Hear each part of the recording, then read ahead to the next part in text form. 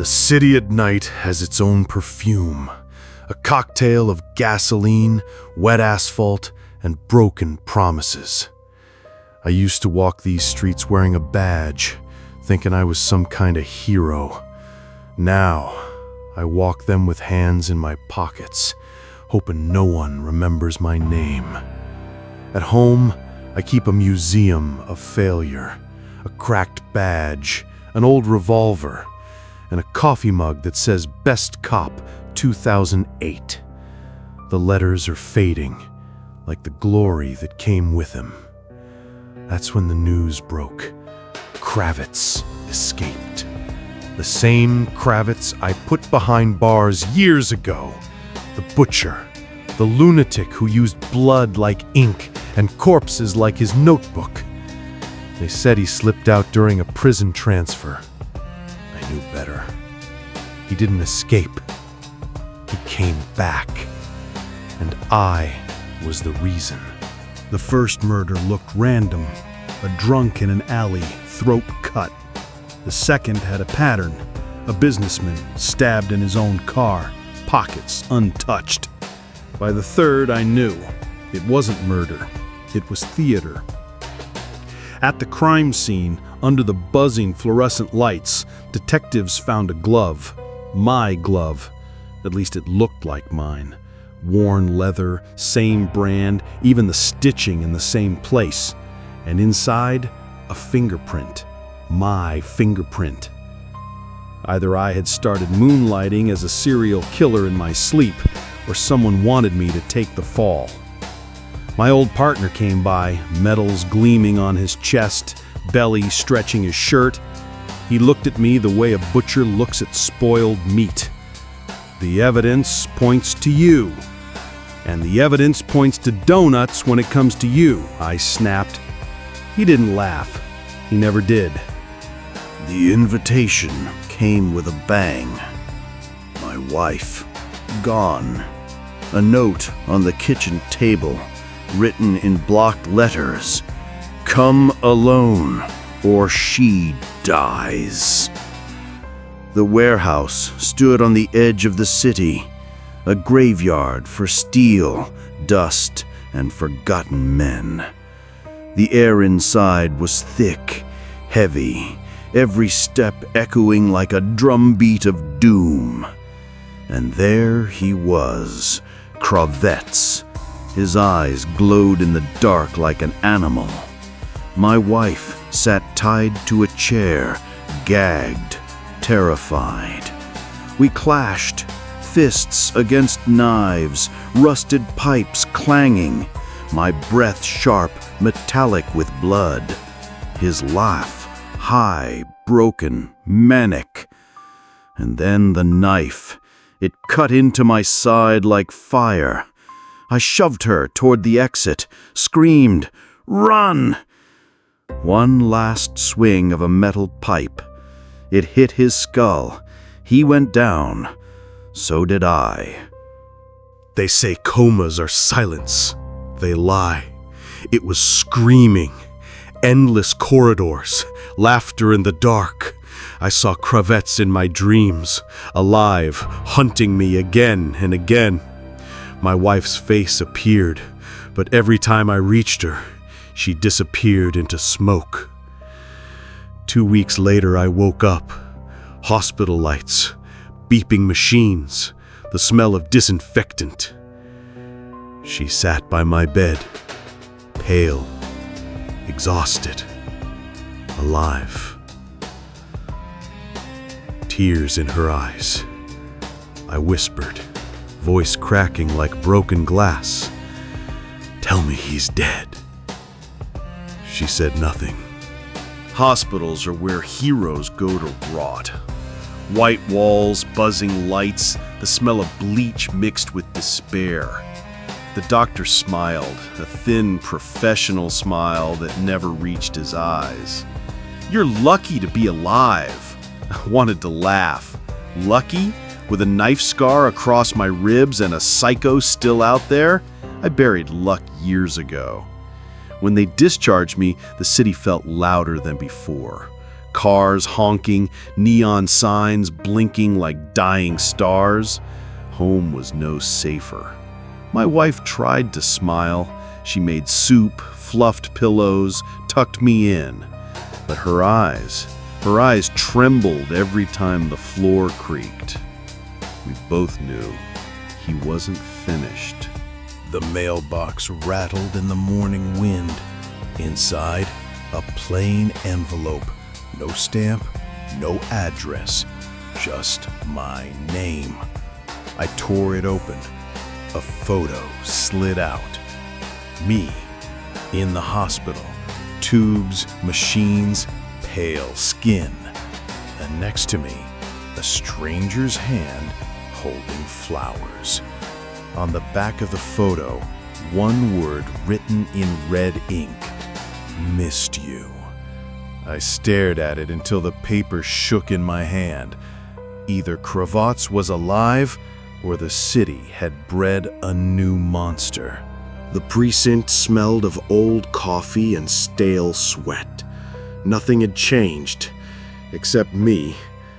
The boys looked at me like I was a ghost, or worse, a suspect. One detective, young and smug, leaned in. Maybe you staged all of this. Maybe you want the spotlight. I almost laughed. Yeah, sure. Nothing says midlife crisis like planting dead bodies across town. Silence. No laughs.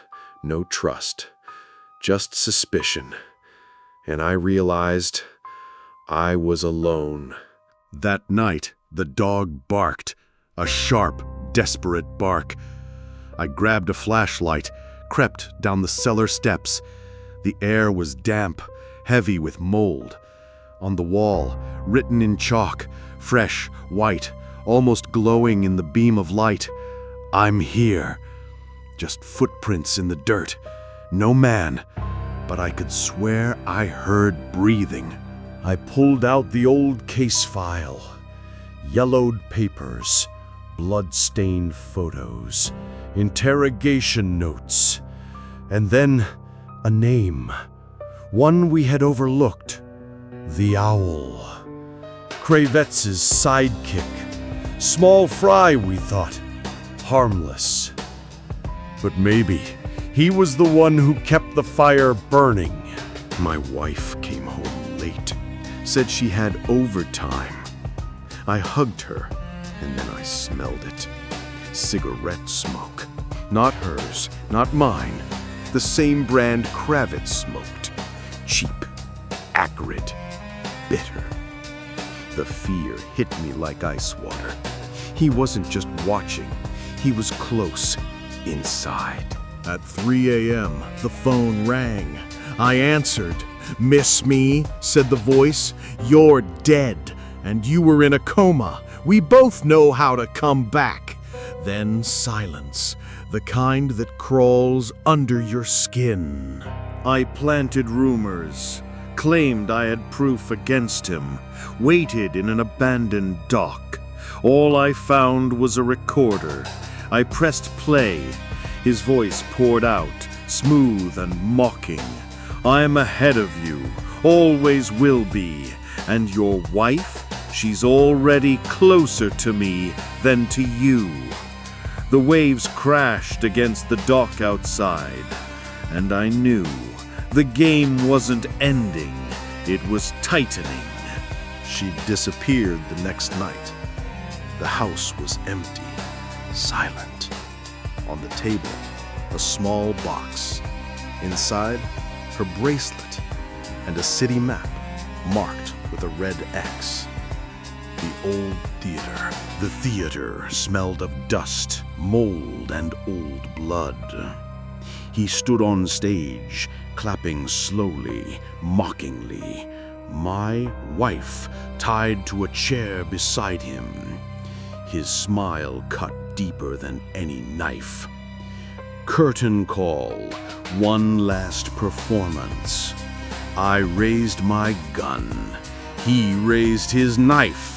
And then the lights went out. I woke up in a chair. My wife, unconscious beside me. On the stage, nothing but a note. You're losing, but the game is only beginning. At the hospital, I told her, leave. Go far, don't look back. She looked at me, tears trembling in her eyes.